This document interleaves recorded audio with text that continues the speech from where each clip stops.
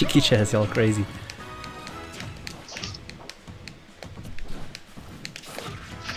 Okay, I see the water play. Ooh, get the ledge, get the ledge, get the ledge. Or if you're gonna move in like that, make sure you do it with an attack. That's gonna be a free punish. Good tech. Uncommon to see. That was also a better Nair moment. Nice back air out of field. Stay grounded there. Good grab. Tech chase? Oh, back air, okay. I wasn't sure there. You can block him fair if I keep using that. Get the ledge, get the ledge, get the ledge. Fire? No? Okay. No fire yet. I see. Good cover on the jump there. Close. Nice anti-air. If you up aired, I was definitely dead. Oh no, he went off stage. Ah.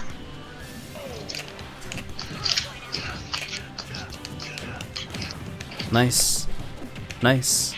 Into up air? Oh, short hop it and almost. That was a hard one to like know which one you should have gone for. Yeah, exactly. Not bad, good throw. Neutral bait. Oh, he didn't have a charge, so that's unfortunate. Gotta jump it. It's a little safer if you jump it. Also, it was kind of risky to stay at the corner and use a side B. You should have used anything else that you had available to you. Nice read. Look at that jump read. That would have been non-existent before. That was immediate grab, by the way, after forwarder, but I like this combo. Oh, no, no, no. You had more. You had more. Short up air fair. Yeah. You needed to switch. As soon as you're off stage in that situation there and you have no jump, you need to switch. Getting greedy off ledge. Oh yeah, read it. It should connect into a free grab, at least against Ike. But short hop buffer fair into immediate grab is a thing. At least from 0 to 20. Oh, this is gonna be a free kill. Oh, I messed up the input. Almost. You should have used fire. Used fire there too. I'm gonna go through each individual character with him. That was a good nair. You don't need to full hop it as Charizard actually, but you just need to short hop it because yeah, you're a big ass character, big ass hitboxes. So almost just mistimed it. Good F tilt, good punish on the jump, my dude. I'm happy. You don't need to shield there. That's a free forward tilt.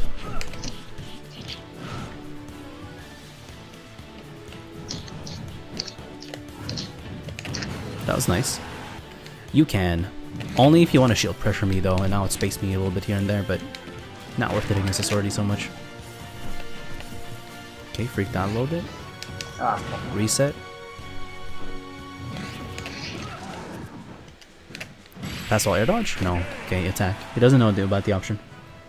Ivy is doing a decent job of catching jumps. I'll more so individually go through each character and talk about like their objectives and their like strong points and how you want to kind of like use a bit more options like this and that, however, because it's like how you optimize neutral and advantage state. Keep in mind that this one, this Nair, like you have limited usage of how you want to use this. So if you're at the peak of the Pokeball, it could reach from here if someone jumped in, right? And you can deny the jump while also shield pressure on the ground.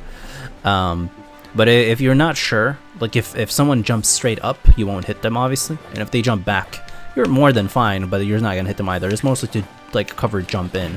So if you're gonna use this, make sure to step into, well, I'm just gonna make something very clear by the way. If you stand still in the same position, this is burst range. And I'll explain what that means later. This is tilt range. So this is mid-range basically, right? There's a threat for tilts and immediate aerials. So here, from here, you wanna jump. If you're going to use Nair. So it's jump and then use Nair. Or dash and then jump, basically. Into this position and then you do it. If you want to use it as an approach, at least. And then you have this too. You don't have to commit to move in either. You kind of just zone in and out. On the you cover jump and you defend or you defend yourself, basically. They can't jump into you so much. And whether you want to land an up air into cover jump like this is up to you, or if you want to do like a dash and then do it and then use nair and so on. There's many different mix-ups basically. Squirtle has a ton of burst options, right? Even his like attempt of landing an aerial and dash tilt and all of that is like a really crazy burst option because of how fast it is.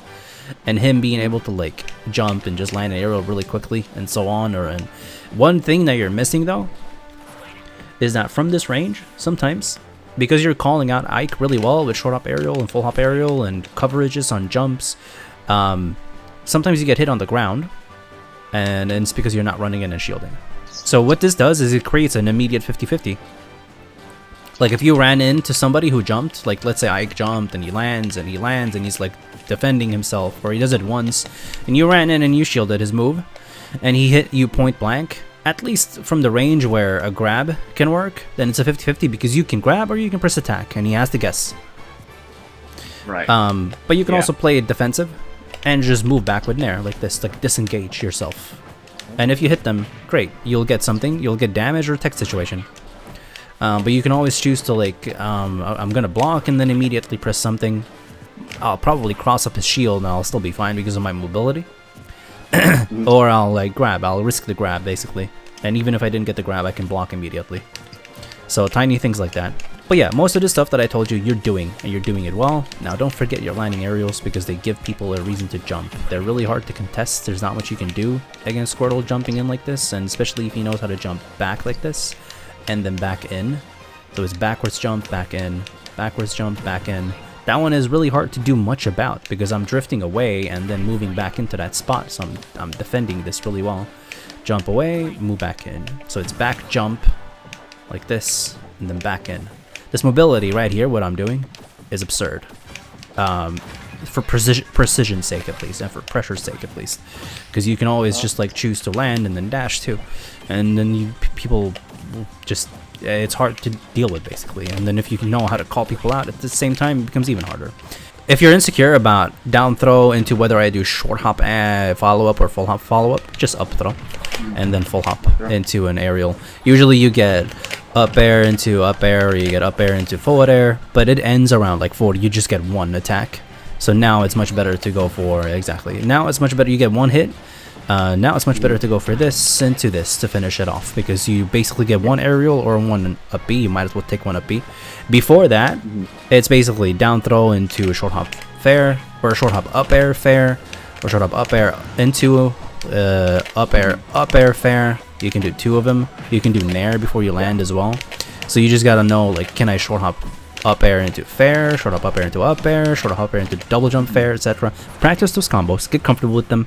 Put characters at different percents, grab them into a down throw at around 20-30 and see what you can get. See if you can connect 2 or 3 aerials, because you should be able to. It's just I want to give you the comfort of like knowing confidently that this is what I should be going for. Something else you can do a bit more too is when you jump, or when you charge, jump, because you get free mobility. You can move around however you want. Once you're holding the B, or once you're doing B, you can move however you want. So you're fine like jumping away and charging like this instead. So you charge for a little bit, and then you charge, and then you get the land with forward airs, and that's just something that you can do just in case. Like you drift it back, and then boom, you hit fair, and then that connects into something. Something else, come down here. You're trying to do buffered fair into a tilt into a grab. Just do buffered fair into an immediate grab. That's a true combo, as long as you fast follow it. Okay, so Ivy, you can switch. The main thing is, first of all, you know that you can tilt throw these and smash throw these, yeah? It really depends on, like, I wouldn't approach with the smashed ones, right? These are basically just for dealing damage and, like, for speed's sake and controlling the pace of the game. But the slow one, you can move in with, because, like, on hit, you can get something, right? It doesn't move as fast, so you can, like, move in with this, basically, and then get something. So make sure, first of all, that you kind of like balance out between both depending on your intention, and make sure that you jump it, because there's no reason to stand still and do it. You're just stuck in place doing it. You want to short hop and land it at least, or you want to short hop buffer. It's up to you. So this is the thing. You're kind of a slow character. But you have this to set the pace, and you have this to kind of like convert into your forward air. So landed fair. You're a swordy, basically. Ivy's a semi-swordy. You land your fair for sword. You land your back air for sword pressure. And here's what I want you to do a little bit more. Land back air into dashes away. From the dash away, you side B or you make a read. So you can dash away into a dash grab, dash away into an anti-air, or you dash away into side B and then take a read off of the side B. Preferably, don't buffer, because if you hit a shield like this, you get punished. This is a jump call out, right? It's a short hop call out / full hop call out. Same thing with this. This is a call out a jump. So you can do something like landed aerial, buffered aerial, and what that does is that it catches the jump out of shield. But if you're not sure if they will jump, land, dash instead. Shielding is fine too. It's just that you don't get the greatest options out of shield, and you kind of put yourself in a disadvantage. So it's better to just dash. You don't get punished for dashing. It's basically a better shield. Same thing with if you, let's say you shield it. Fair to simple dash, because now from here I can apply pressure like this and then go in and get something, right? Or like mix up with grab, because oh, he's not jumping because he's scared to jump. Not only is he scared to jump because this is an anti-air, like side B into up air, or side B into a simple nair, or side B into up B, right? But now he shields, I get the grab, and so on. So it's a back and forth between those two. If you roll in, let's say you shield, and you actually chose to roll in, then this covers it. That's kind of it. And then to recover with Ivy, something you can do more at ledge is ledge jump nair to move in, or you just go for a simple double jump in there, and you don't want to buffer it too much. What you want to do is, if they're shielding, someone's shielding here, for example. Let's say you're shielding there and you're trying to ledge trap. Getting past them like this and getting punished is at least better than trying to do something and getting punished here, because then I get launched out instead of up into the middle. So let's say you shield and you know they're going to shield, you can jump in and back air. So it's double jump in too. Exactly. And you cross me up now, just like you pressured me. And then you can do something like back air into a dash. And then whatever I did, whether it's a roll in, it's a free reaction punish. If they jump, you have up airs and whatever anti-air you want to go for. And then you have, okay, he's staying grounded. Get the grab, or like pressure him with this if I don't feel like committing at all. And if I want to keep pressuring with fair and then back air, basically. I can also mix up with jump in there, obviously. Once like their shield is low, and once I feel like I want to risk this, I'm fine risking it. Other than that, I feel like you're doing fine. There is this gimmick, but I feel like it's inconsistent and not the greatest. There's usually better options. There's probably some moments where it's good, but I wouldn't think about it too much. Try to, unless you feel like there is no risk of going for it, or little risk of going for it, or if you feel like it's worth it, try doing this less as a mix-up, because you will have to re-grab and you will probably die. And especially if you also tournaments like this week, and I want to right. And when you're gonna do it, make sure to not double jump. It's basically just release up B, release up B, because if you double jump and do it, you can't re-grab anymore. So you gotta switch to Zard, which sucks at the corner. Press left, up B, and you hit and re-grab immediately. And this is a little safer because you don't have to like recover and take your time. This is just a quick hit into a recovery, and then you can angle it forward as you do it so that it doesn't just hit up. Obviously hit it forward, and then you can re-grab. And if I blocked it, typically I don't have time to unshield and still punish you. I might, but typically I won't. And then you can still like ledge jump or get up attack or like mix up again and so on. But it's for mix up sake. It's only if you feel like it's worth it. That was good. At least in my opinion, I think Zard's fire is his best move, but you're not really using it. It's the reason Charizard is viable to begin with, at all. Because if you hit them, that's a good damage. Like this did 17 for free. Yeah. If you shield, let's say you blocked, and I did this, you're fucked. You're gonna get some damage, and your shield is low, so you can't shield anymore. You gotta jump, or you gotta make something happen. So Charizard will run at you, or he will kind of like outspace you here, or anti-air you for doing something, right? So this is really, really, really valuable, because people don't want to be in range of fire, or the possibility of range of fire like this. And people will jump because of that reason. Because shield doesn't work, roll doesn't work, spot doesn't work, attacks don't work. Right. Jump is the only thing that works. So the shield or the fire is what conditions them to jumping as Zard, like almost all the time.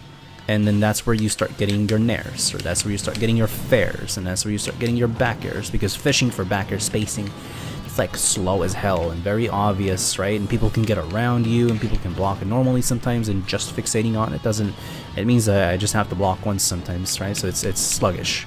But understanding that, okay, I have good movement speed and this fire thing that basically, like, even if I hit the peak of the fire, it makes them flinch, and that's really good.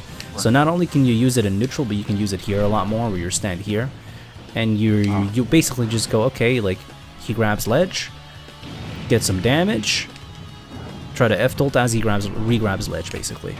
If he spaces it, you can't really get up attack him, right? And if he has max fire. So this will just hit, and then now I have this to try to contest you, basically, right?